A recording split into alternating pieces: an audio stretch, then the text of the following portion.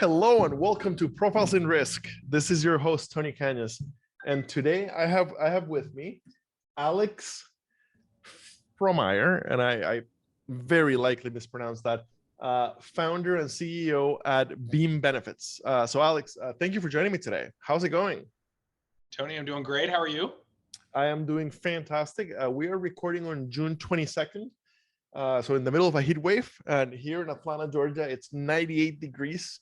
Luckily, I don't leave home if I don't want to leave home, so I have not been at home. I have not left, but I just got back from a week of vacation in Greece, so I am in a very good mood, doing very well.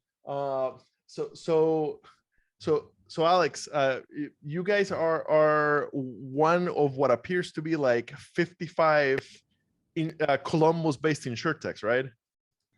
Columbus, Ohio, which is only 97 right now, so a little bit chillier than it is in Atlanta, is home to a strangely high number of both traditional insurance carriers and insurtechs. Yeah. It really is. Yeah. So it's been a big insurance hub for a long time, but it is really amazing how many insurtechs have come up in the last few years. I've got lots of history with Columbus. I used to work for Nationwide, moved basically I lived in Columbus 3 different times. Girlfriend's family still lives there, so we still go back fairly often. So anyway, very close to my heart. If it wasn't for the winter, we would live in Columbus.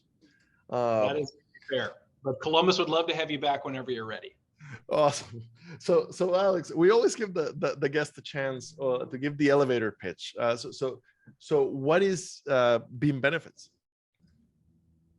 Well, thanks for the opportunity. Thanks for having me on. And Beam Benefits is a digitally native employee benefits platform. And it's also really exciting because Beam Benefits has only been true for about a week or so. And what we are classically known as is Beam Dental. And so Beam Dental was the first and the only digitally native dental insurtech business. And what that meant from our perspective is what Beam Benefits also represents, which we can talk about, which is taking a totally different approach to very common ancillary group benefits. And we started with dental insurance, which is really the second biggest, second most popular, second most important employee benefit there is next to health insurance. But we're now expanding our ambition as a business. So these days, Beam Benefits aims to take other ancillary lines of coverage like vision, group life, LTD, STD, or disability, and supplemental health, and package those in using all the things that made Beam Dental special and our dental experience special, which is tailored digital quoting, rapid implementation, and a wonderful onboarding experience for both the broker and the client, our own native claims processing system, incredible customer service, and a great digital overlay to all the portals, mobile experience, et cetera. So all that will be true about any Beam benefit that we launch on our platform. Okay. So I have never worked the benefits side. So I'm not familiar how it used to be, or what the traditional way that I've lived it as an employee, but not from the company perspective or from the broker perspective. So kind of what did the traditional way to do it look like, and hand in hand with that, like how did the idea for Beam happen? Yeah, well, the status quo in the employee benefits industry, I think can best be told actually working backwards from what's happened to benefits over the past couple of years. And because of COVID and distributed or remote or hybrid work, the Great Resignation, those topics have really dominated, the HR department of any small or medium-sized business over the past 2 to maybe now 3 years even. And what every HR department has realized to varying degrees is that the old processes for how you go about setting up and executing a benefits program needs to change. When Beam first came about, we were talking about all the merits of having a digital platform and a unified chassis for the entire experience instead of something that was more siloed or hacked together. And that resonated. Obviously, Beam has grown and taken market share incredibly quickly in the market, but it was definitely considered, the digital stuff was considered a nice to have, not a need to have. But all that's changed over the past 2 years, because if you're trying to solve open enrollment and you're running HR for a 100-person business, and you're trying to do that with now a geographically dispersed team when maybe previously you could do it all in the office physically, you've woken up to the fact that digital is no longer a nice to have. You have to have processes that can scale, that are automated, that are convenient, and work for today's workforce. Many businesses were already there, and they understood right away when Beam showed up on the scene that we were really the only digital alternative to the status quo. And those benefits carriers were going to spend a lot of time bringing physical sales reps to the office. They were going to sell in person. They were going to enroll in person. They were going to use some tools to aid in the appointments or the implementation process.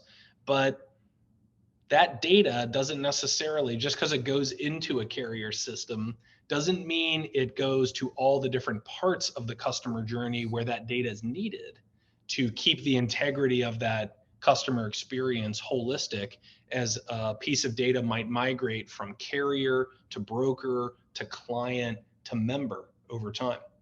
And then there's a dentist or a practitioner in there sometimes as well, which creates even more complexity. So what we've done at Beam is, we're a company founded by 3 engineers, my co-founders and I. We've taken a very first principles approach to reconstructing the industry from the bottoms up. And the way we build our teams is also indicative of our approach as a business, where we like to have a mix of insiders and outsiders in the industry to provide what we think of as a really healthy blend of people that have like subject matter domain experience and expertise that we want to leverage and take advantage of. But we also want a little bit of outsider status, which is challenges to the fundamental assumptions, to the status quo, to the answer of this is the way we've always done it. We want a voice on every team, at least one voice, to be going, really? Why can't we do that differently? Why can't we approach it from a different angle? Why can't we invert the whole approach in and of itself? We had this yesterday. I was in a meeting with maybe 10 or 15 of our top leaders. And halfway through the meeting, it was actually one of my co-founders. Halfway through the meeting, we were talking about a customer journey. And he comes off mute and he's like, are we just thinking about this totally wrong? Like, should we actually be looking at this 180 degrees differently? And it was this wonderful reminder, because this happens all the time in our business day to day. It's a wonderful reminder that whether or not we end up taking his recommendation to look at it literally the opposite of what the conversation was, we force that conversation all the time to make sure we're checking ourselves, so that way we don't wake up one day with all the same problems that today's established insurance carriers have, but we actually build something better that solves problems for customers. And we really want today's small and medium-sized businesses to attract and retain the talent they need to do whatever they do as a business really well. And that's our fundamental goal and what guides us as we think about the future of Beam Benefits. Okay. So the employee benefits side historically sold by brokers. It doesn't look like you guys are taking the lots of the early insurtechs took the like no brokers approach. Like the whole idea is we'll figure out how to do this direct. It looks like you guys are broker friendly. So why? I'm curious. Why keep the brokers? And number two, so from the perspective of the brokers, why should they look at Beam? Oh, I love that. Really good question. And you're right. Some early insurtechs made a big bet on the disintermediation of brokers, or cast the broker aside as a relic of the past. And Beam has done the exact opposite. So here's a place where, ironically, we're more aligned with the tradition of the industry than fellow insurtechs. But still, again, very first principles approach to why. And so our view is actually very simple and been very consistent over time. We have always been very broker friendly, and increasingly so when you look at how we allocate resources in our business today. It's building more and more tools to help brokers do more with Beam. And the reason why is because we think the broker is actually a critical translator of the quality of and the necessity of benefits products for especially small businesses. And our key customer, or our core customer, has less than 100 employees. So we're under 100 lives with the majority of our business today. And that size of business likely doesn't have a benefits expert on staff full time. And because of that, they feel confused, very rightfully so, by all the complexity that comes into play with healthcare and ancillary benefits in particular. And the broker's job at a very fundamental level is to help be that expert that just doesn't work for that company full time. And at the beginning of our go-to-market, and as we were starting to roll Beam out for the first time, this is 2016 era, we did that study early on, talking to our customers, really understanding how they purchase benefits and what type of help they need. And that's when we really realized what a critical role the broker plays in helping a small business actually understand their benefits, the different ways they can design coverage, how to think about price, how to think about service quality, and decided very explicitly to embrace the broker. And not just embrace the broker in general, which is like, oh, I guess I need to pay you a commission, but you're kind of a necessary evil. We went further than that, which is we're going to wrap our arms around the broker and really invest in teaching them how to think about Beam and how we differentiate from the market. And the way we think about that today is in 3 components: simple, smart, wellness focused. So simplicity speaks for itself a little bit. A lot of insurtechs spend time on the simplicity, right? It's using digital infrastructure to automate workflows, make things easier to understand, using more human language, since a lot of people don't understand the deep insurance terms as well. And we do all that stuff too and apply it to dental, vision, life, disability, sub-health. Smart is how we've approached growth in the context of underwriting and risk management. And what I mean by that is we've built our own underwriting models from the ground up, and we leverage a mix of traditional actuarial techniques and machine learning in order to tease apart risk and price it accurately. So our goal is not to price ourselves as premium in the market or the low rate in the market, but the accurate rate in the market. And the killer feature from a broker's perspective on that is they're going to get a very smooth renewal process. If we accurately price the risk, which we can do within 1% loss ratio from our target to realized loss ratio, which is incredible in the small group space in particular, that means that the renewal process is going to be very predictable and very easy to swallow from the group's perspective. And brokers love this. What really hurts a broker relationship is when you surprise them with like a 18% renewal increase and nobody saw it coming, right?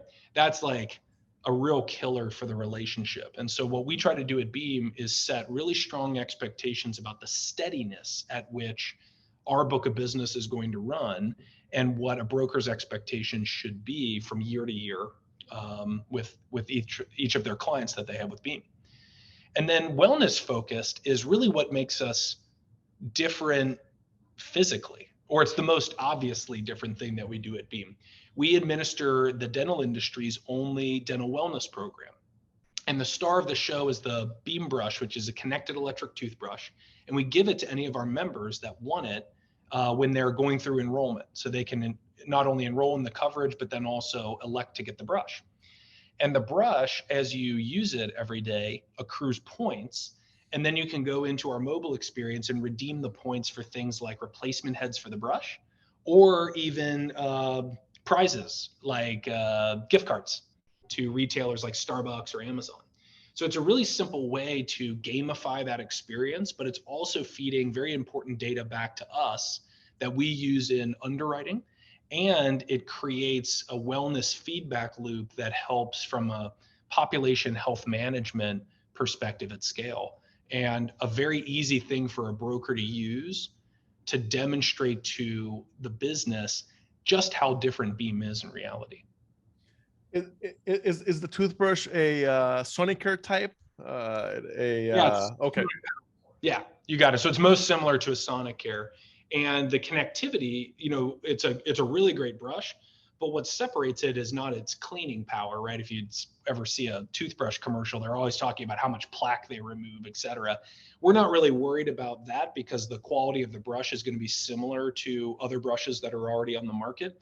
The connectivity is the killer feature of this program because that brings the data back to your Beam mobile experience, which then creates this game where you're always generating points on our platform. And then those points can be spent on a variety of different things. And then we're building out this marketplace that we're really excited about at Beam because it really just makes the whole member engagement work incredibly well relative to anything else in the market today.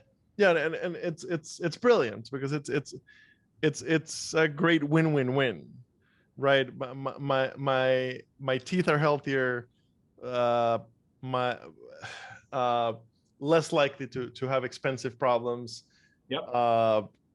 Less likely for the plan to have expense problems. Less likely for us to get hit with a big increase at renewal, which makes life difficult for everybody. And if I'm a member, I appreciate my employer as well because every day that thing's sitting on my bathroom sink, right? And every day when I'm using it, I know that I didn't pay $100 for that product like I would if I was buying it at CVS. I got it for free from my employer. And it's because they chose Beam as their benefits provider. So you're right, it is a win-win-win.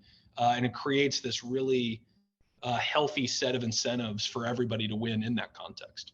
That's fantastic.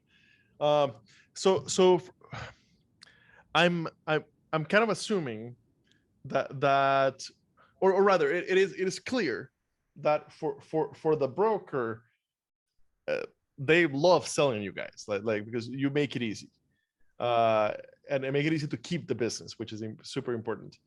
I'm wondering if what that means is I'm getting less commission than I would by going through a traditional benefits carrier.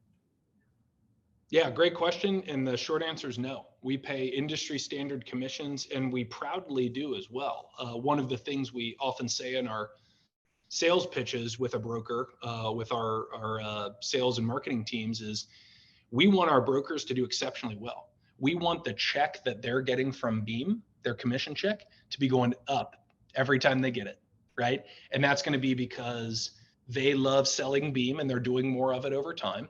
And it's going to be that Beam's products are so compelling that more people, more members of each group attach to the plan. So enrollment goes up over time as well. That's like passive income from the broker's perspective.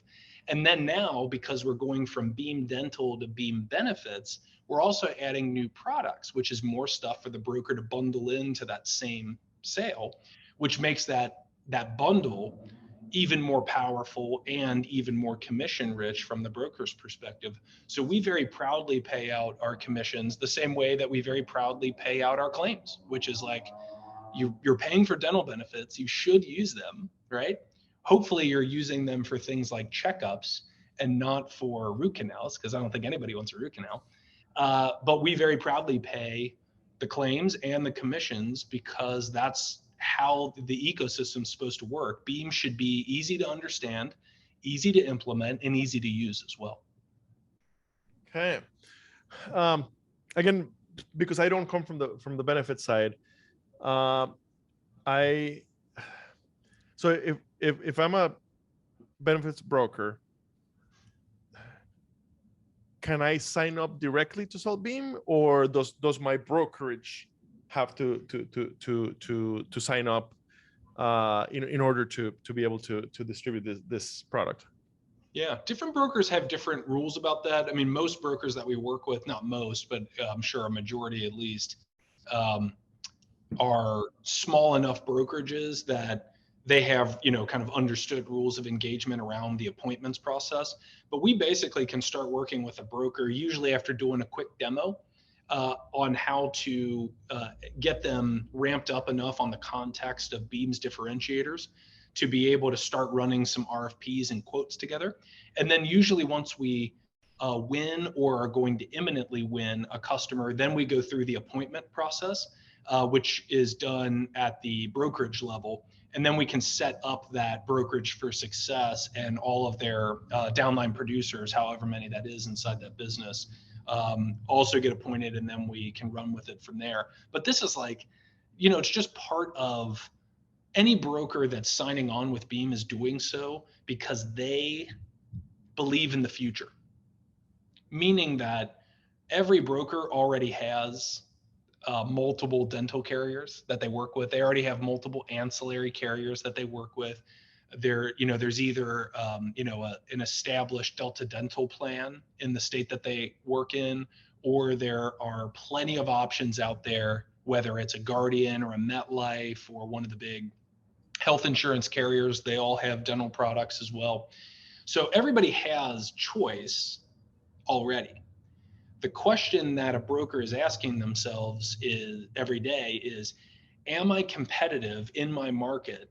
And am I bringing my clients, am I showing value to my clients?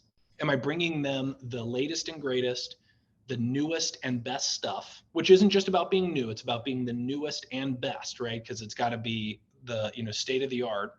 And am I then showing value to my clients, or am I phoning it in? Am I just perpetuating the same old, same old? And so any broker that's showing interest in Beam and quoting with us, getting their first win with us, which we celebrate as a business, getting appointed with us, et cetera, is doing so because they are rejecting the idea at a very fundamental level that they want to just sit on their hands and keep working with only the carriers they traditionally have. Beam represents the future of not just dental insurance, but all of employee benefits. And so we're seeing more and more brokers coming on our platform, and we operate in 43 states around the US now. More and more brokers are coming online every day because they know that sitting on your hands is not an option. Not when the labor market is this tight, and not when benefits have never mattered more than they do right now, and not when clients are beginning to expect more from their brokers than just like, just go get me just give me a quote from Delta Dental, that should be fine, right? That worked 10 years ago, but that doesn't work anymore.